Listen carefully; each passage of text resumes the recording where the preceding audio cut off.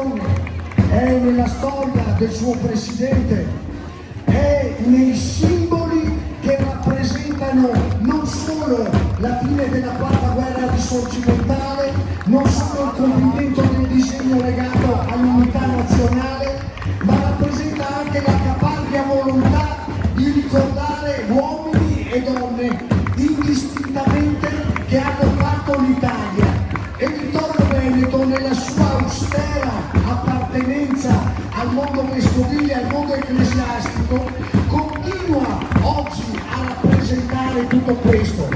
I gruppi che si distendono e si adagiano sulla mezza montagna, sul paesaggio collinare, sulle nostre città, memoria e testimonianza di un ambiente e di una bellezza oggi conservata con cura. Le tasse, gli alpini anche del nostro reparto Salmerie, gli alpini anche del nostro reparto Salmerie.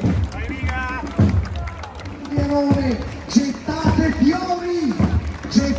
fiori al passaggio di questi alpini, se li meritano, se li meritano. Nostra brillante calore, ben deciso di mettere in coscienza i muri, Antonio De Luca, da Pregona, nome Operi, e a suoni di rilanci, Banco Luca, si può fare al Veloso, si può fare alla Latina, si può fare a casa la Buonavina, si può fare a casa la Ciciotta, si portò a casa 1-1 la bellezza di 11 muri su 14, con grande desiderazione.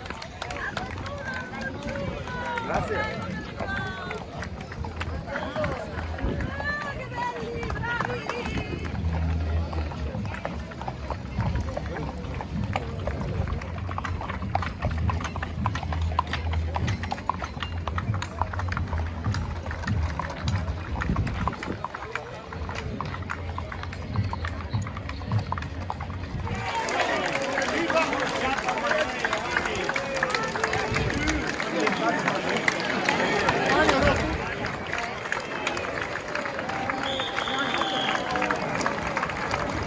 Per il servizio Golden, la prossima sezione la facciamo sfilare diritta, grazie.